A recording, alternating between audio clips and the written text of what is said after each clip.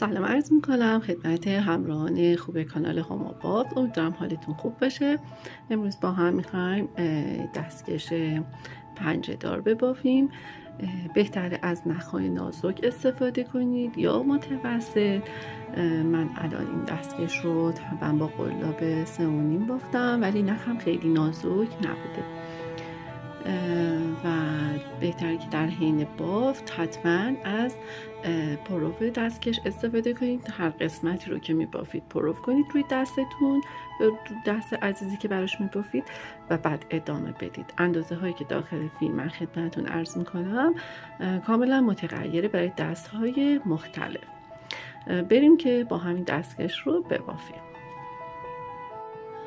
برای شروع تعدادی زنجیره میزنیم. این تعداد چقدره؟ به اندازه‌ای که میخواین روی مشتون قرار بگیره. تعدادی زنجیره میزنید. 2 3 4 5 6 7 8 9 10 11 12 13 14 تا. این یه مقدار وقتی بافته میشه جمع میشه، کوچیک‌تر هم میشه.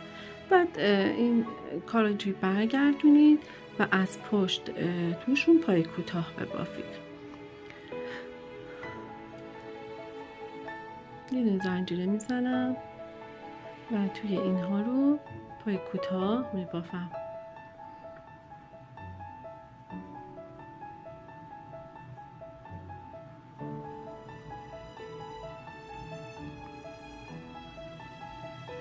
تا آخر رنج.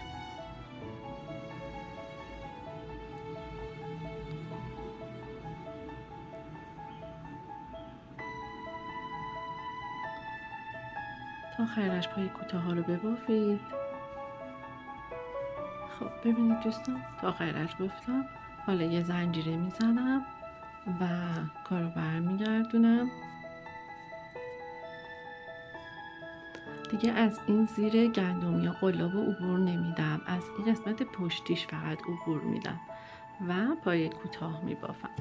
قسمت مچ که به صورت کش بافت در میاد و حالت کش سانی داره، کلش با این روش بافته میشه دوستان.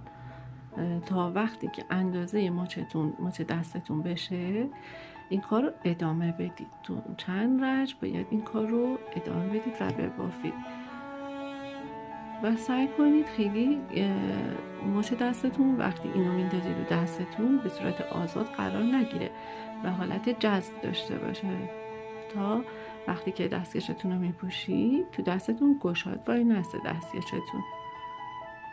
تا آخر رنج همینطور میبافم و دوباره یه زنجیره میزنم و برمیگردم از قسمت پشتی گندمی ها قلاب عبور میدم و میبافمش. من تا اندازه مچ دستم بشه این کار ادامه میدم، شما هم ببافید.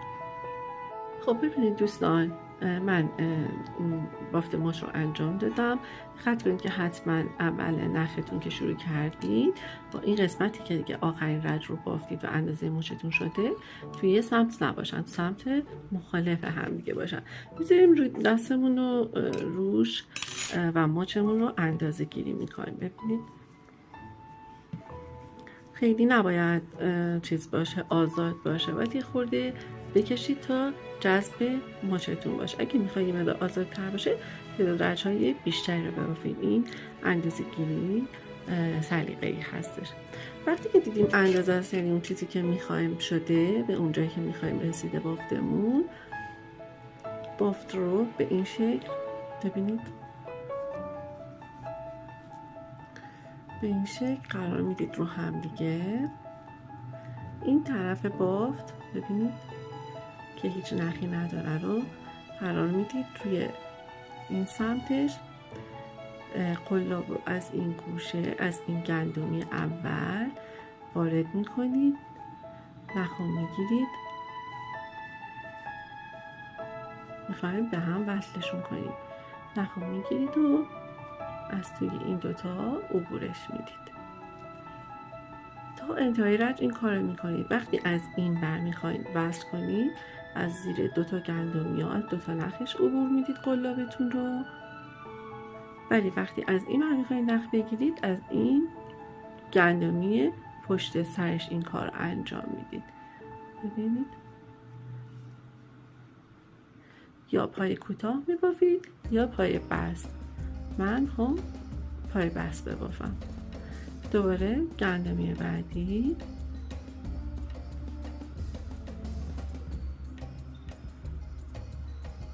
و گندمی این سمت که از قسمت بیرونیش قلاب عبور میدیم.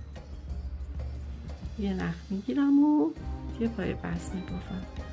تا آخر رج این کار انجام بدید که این دوتا به هم وصل بشن. تا آخرین دونه این کار انجام دادم. یه زنجیر میزنیم.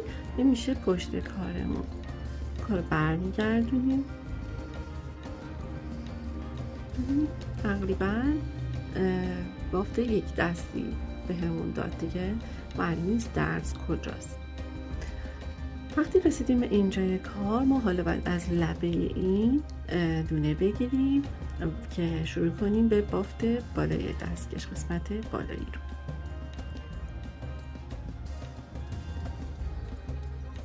از هر کدوم از این رج ها ما 2 تا دونه میگیریم. یه بار از همین اولیه، یه بار از سر این بافتمون.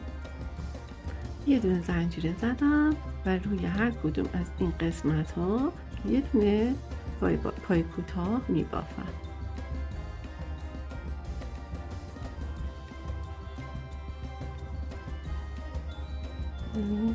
یه دونه از اینجا، یه دونه از این قسمتی که مقدار بافتش بازتره.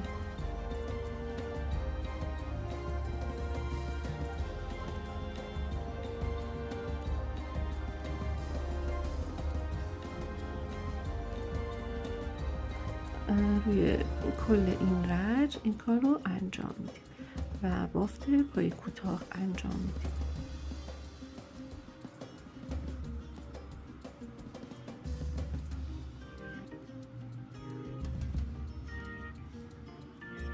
ببینید دور تا دور این کار رو انجام میدیم. وقتی که دور تا دور رو پای کوتاه هم زدم، رو وصلش میکنم به اون اولین زنجیره‌ای که اول رج زده بودم.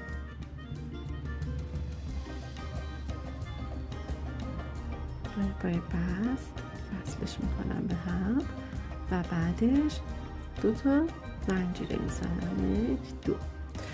حالا توی هر کدوم از این پای کوتاه ها که زده بودیم توشون یه دونه پای بلند میزنیم و توی همین گندمی که الان من 2 تا زنجیره زدم دوباره توش یه دونه پای بلند میبافم. این 2 تا زنجیره تا آخر بافت محاسبه نمیشه توی شماره شامون و توی هر کدوم از این گندمی ها یه دونه پای بلند میبافیم.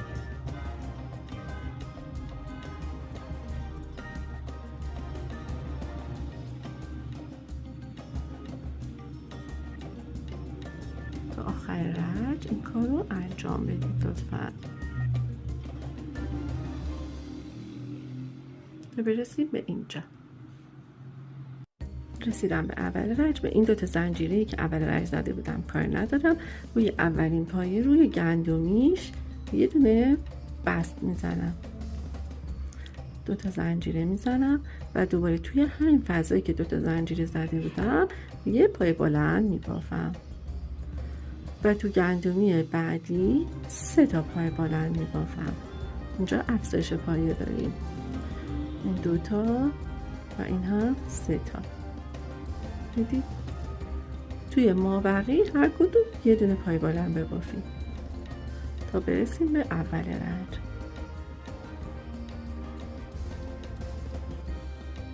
درست شد؟ دوستان رسیدم به آخر رج. این آخرین گندمی بود. توش یه پای بلند زدم. به این 2 تا زنجیره ها که اول رج زدیم کار نداریم. روی این پای بلند اولی که زده بودیم روی گندمیش من یه دونه بست میزنم و 2 تا زنجیره و توی همین فضایی که 2 تا زنجیره زده بودم یه دونه پای بلند میبافم. تو پای بلند بعدی هم یه دونه میزنم. باز ببینید ما اینجا 3 تا پای بلند توی یه دونه حفره داشتیم. روی اولش هم من یه پای بلند زدم. روی این وسطیه دوباره ما 3 تا پایه بلند میبافیم، یعنی افزایش میدیم دوباره پایه هامون. این یکی، این 2 تا و این هم 3 تا و ما بقیه پایه ها یه دونه ای روشون بافته میشه.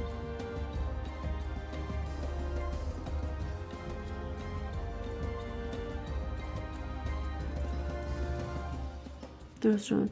ببینید تا جایی که برسه به اینجای 60، این افزایش پایه ها رو ما داریم، منتها تو هر رج روی این وسط، یعنی اگر اینجا ما 3 تا پایه بلند زدیم توی یه حفره، روی این وسطیه ما افزایش پایه داریم، یعنی تو هر رجی که میریم بالا روی این وسطیه 3 تا پایه بلند میبافیم. ببافید این چند رج رو ببافید تا برسید به این، بپوشید دستش رو تا برسید به قسمت شستتون. ببینید این الان مچ منه، اینقدر این پای افزایشی ها رو ادامه بدید تا برسید به این قسمت از دستتون یا اینجا حدودا، که از اونجا به بعد دیگه باید شست رو جدا کنیم و این قسمت دست رو یه جا ببافیم. خب ببینید دوستان، این افزایش پایه ها رو من انجام دادم تا جایی که رسید به ابتدای شستم. ببینید این ستایی ها رو اینجا میتونید ببینید اگر بپوشم دستکش رو، ببینید رسیده به این قسمت از شستم. ببینید دیگه از اینجا به بعد ما باید شست رو جدا کنیم. چطوری؟ میایم از اول رج میشماریم تا این دونه وسطیه این ستایی ها که زیاد کرده بودیم. دونه وسطیه رو نمیشماریم تا قبلش، هر تعدادی بود باز از دونه وسطیه حساب نمیشه، به این بر رو میشماریم که این دو طرف شست رو به هم وصل کنیم. چطوری؟ اینطوری. ببینید این ستایی مونه، این میشه وسطیش. حالا قبلش 1 2 3 4 5 6 7 تا پایه از این بر، 7 تا پایه حالا از این بر، این بوده وسط باشه میشه 1 2 3 4 5 6 7. این میشه 7 تا. اینو به سمت تو هلش میدیم و میایم از گندمی هفتمی قلابمون رو عبور میدیم، یه نخ میگیریم و یک بست اینجا میزنیم. این دوتا رو به هم دیگه اینجوری وصل میکنیم. دیدید؟ شستمون جدا شد. حالا از اینجا به بعد همون کاری که اینجا از اینجا بافتیم به سمت بالا مدیم انجام میدیم، فقط اون افزایش ستایی رو دیگه اینجا نداریم، فقط ساده بافی میکنیم و پای بالا میبافیم. میایم 2 تا زنجیره میزنیم توی همین فضا، یه پای بالا میبافیم و در تمام گندمی های این رج یه دونه پای بلند میبافیم.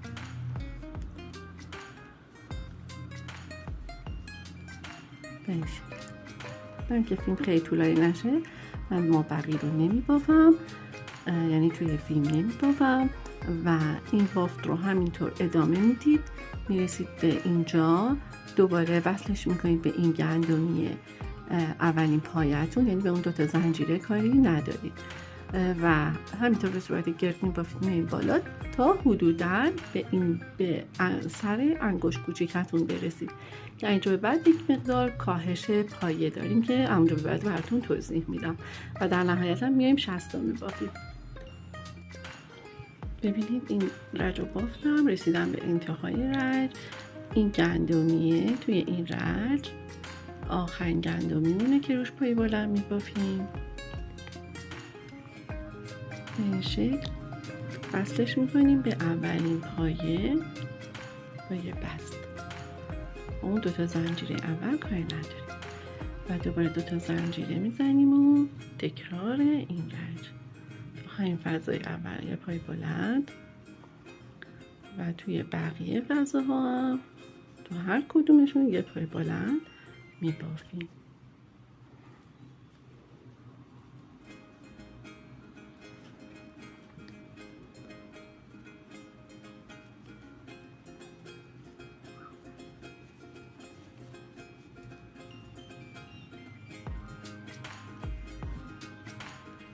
ببینید دوستان بافتم تا تقریبا به انگشت کوچیکم، به سر انگشت کوچیکم.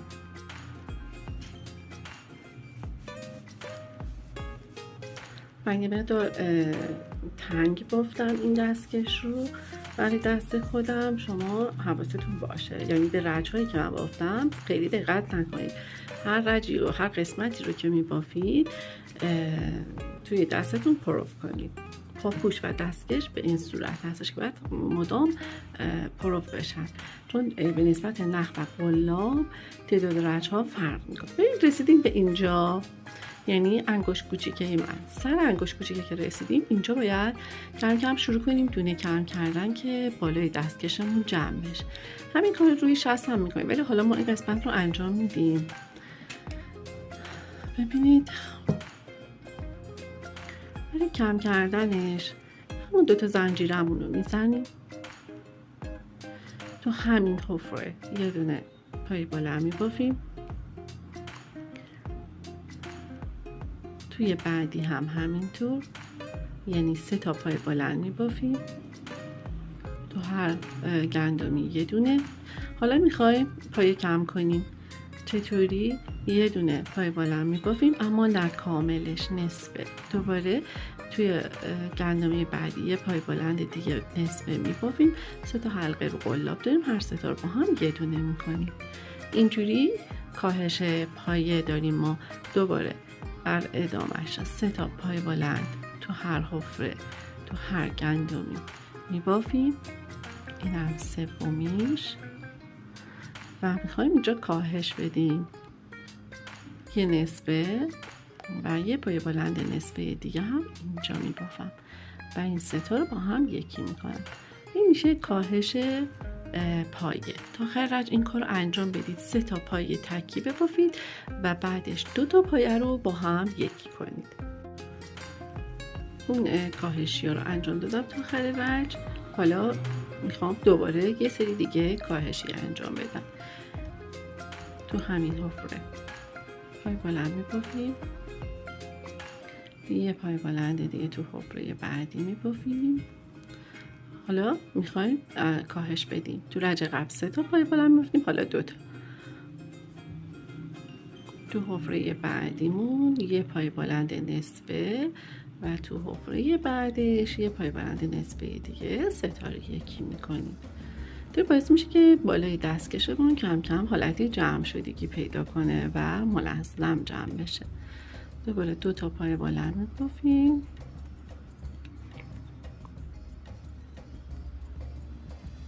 ببخشید 2 تا پای بلند نصفه میبافیم و با هم دیگه یکیشون میکنیم. تا آخر رج اینو ادامه بدیم. دوباره رسیدم به انتهای رج و روی اولین پای بلندمون روی گندمش بست میزنم. ببینید این قسمت دیگه با نخ و سوزن هم میشه دیگه بقیهش رو ادامه داد و این قسمتش رو از داخل دوختش. بعضی وقتا بعضی از عزیزان دستاشون پهن‌تره و اینجا تعداد دونه بیشتری براشون میمونه، چون که از اول که اینجا داشتن سر مینداختن تعداد بیشتری رو سر انداختن. اصلا مهم نیست اینجا چند تا دونه دارید، فقط حواستون باشه از 3 تا دونه شروع کنید تک تک بافتن، بعد 2 تا یکی کنید، بعد رج بعدش 2 تا پایه ببافید. یا میبینید خیلی تعدادشون زیاده ولی رسیدید به این انگشت کوچیکه، اون موقع از 4 تا پایه شروع کنید. وقتی که 4 تا پایه تک ببافید بعد 2 تا یکی کنید، بعد رج بعد 3 تا، رج بعدش 2 تا و در آخر یه دونه که من اینجا دیگه پایه یه دونه ای نزدم چون دیگه سر دستکشم قشنگ جمع شده. اینجا رو قشنگ میتونید با نخ و سوزن کارو پشت رو کنید، از تو بدوزید. ببینید من نخمو بریدم و داخل سوزن انداختم و در نهایت نخمو از تو حلقه آخرم رد میکنم و کارو پشت رو میکنم که از تو بدوزمش، حالا دوخته بهتری داشته باشه. همین کارو واسه شست هم انجام میدیم. کار کامل پشت رو کنید که معلوم بشه کدوم سمتش رو باید به صورت صاف بدوزید. ببینید به این شکل. از توی این گندمی های پشتی عبور بدید سوزنتون رو و سر دستکشتون رو بدوزید.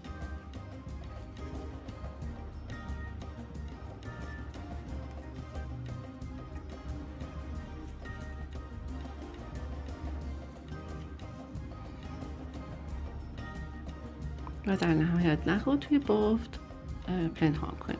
اضافه نختون رو توی بافت پنهان کنید که کیپ بشه و بقیهش رو قیچی کنید.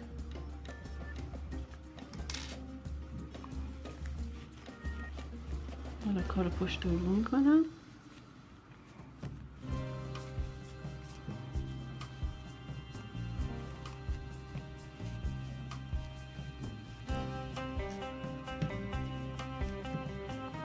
این میشه از بالای دستکشتون. حالا بخوایم 60 رو ببافیم. خب برای اینکه 60 رو ببافیم دوباره اینجا روی قالبمون یک گره ایجاد میکنیم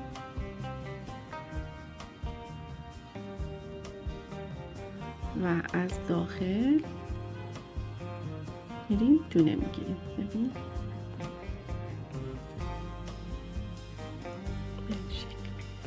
ما 7 تا از این نشماریم. 7 تا از این با یه دونه وسط میشه 15 تا. برای اینکه مطمئن بشید که اشتباه نکردید 15 تا دونه اینجا باید داشته باشید. خب من اینو به این وصل میکنم نخم رو و 2 تا زنجیره میزنم و شروع میکنم به بافت. یه دونه تو همین حفره اولم پای بلند میبافم و توی حفره های بعدی هم تو هر کدومشون یه پای بلند میبافم.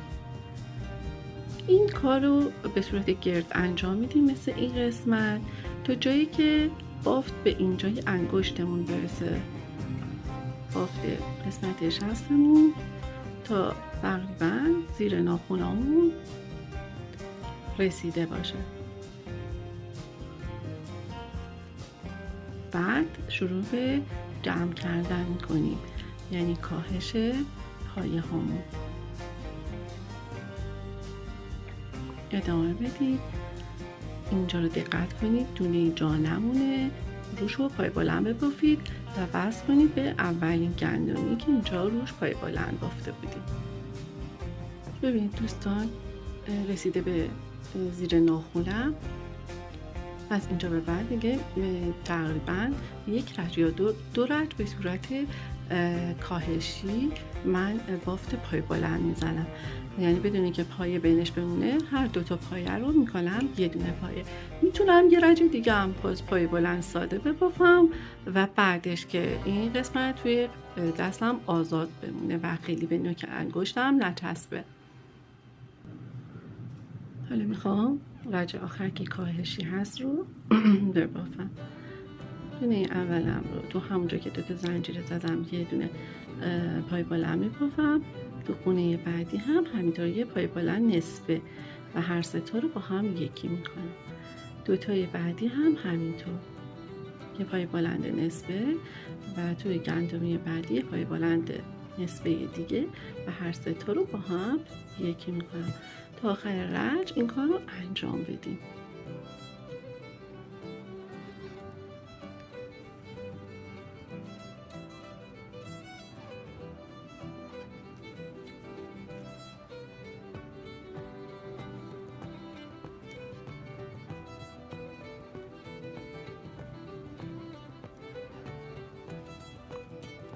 تا اینجا انجام بدیم. آخرش انجام دادم، وصلش میکنم به این اولین پایه‌ای که زده بودیم به گندمیش وصل میکنم و یک زنجیره و اضافه نخم رو میبرم که اون قسمت شستم رو مابقیش رو با سوزن بدوزم. ببینید یه حفره انقدری که کارو برمیگردونیم و از پشت کار با سوزن میدوزیمش به این شکل. کار کامل برگردونید که یه وقت بعد شستش رو ندوزید. نخهای اضافی رو هم در پایان کار قیچی کنید، یه قسمتش رو توی بافت مخفی کنید که سفت بشه. مابقی اضافیش رو هم قیچی کنید که کارتون پشت کارتون هم تمیز باشه.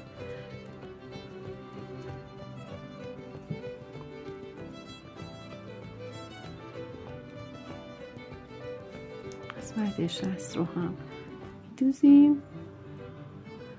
اندازه ها رو سعی کنید با دست کسی که براش میبافید یا خودتون، اگه برای خودتون میبافید اندازه ها رو با اون تنظیم کنید. حدود اندازه ها همینه که من الان بافتم، ولی چون دست ها با هم فرق دارن بهتره که توی اندازه ها یه تغییری ایجاد کنید. اگر کوچکتره دست بچه از کوچکتر و اگر بزرگتره براش با اندازه های بزرگتر این کار انجام بدید.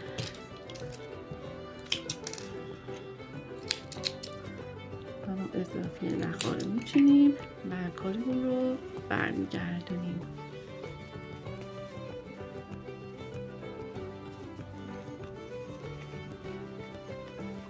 این دستکش به درخواست یکی از عزیزان به طور خیلی سریع آموزشش آماده شد که ایشون بتونه ازش به موقع استفاده کنه. امیدوارم که به موقع این پست رو ایشون ببینن. این تو تعداد اینجایی که اضافه می‌کردیم 3 تا خب اینجا رو سعی کنید تقریبا 6 رج ببافید، بیشتر نبافید چون قسمت شستتون پهن در میاد. اگر میخواین یه شست باریک داشته باشید بهتره 1 رج از اونی که من داخل فیلم بافتم کمتر ببافید. و مچ هم همینطور میتونید کلاً که این دستگیرش برای دست من هم خیلی جذب بود با اندازه‌ای که بافتم. شما یه مقدار مچ رو پهن‌تر بگیرید تعداد رج هایی که میبافید تا دونه هایی که اینجا شروع به بافت میکنید و میگیرید تعدادشون بیشتر باشه و اینجا دستکش آزادتری داشته باشید. و برای اون دوستی که حالا من توی دستم هم میپوشم که ببینید توی دست به چه صورته. توی دست به این صورت قرار میگیره دستکش، به این شکل. دستکش قشنگ و جذاب میشه.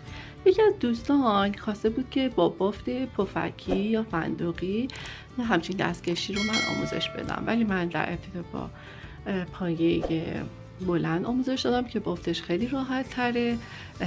ولی اگر دوست داشتید که به صورت پای پفکی هم دستکش رو آماده کنید هیچ مشکلی نداره. اگر خواستید ست این کلاه رو دستکشش رو آماده کنید میتونید به جای اون پای بلند ها از این پای فندقی ها استفاده کنید و مشکلی پیش نمیاد.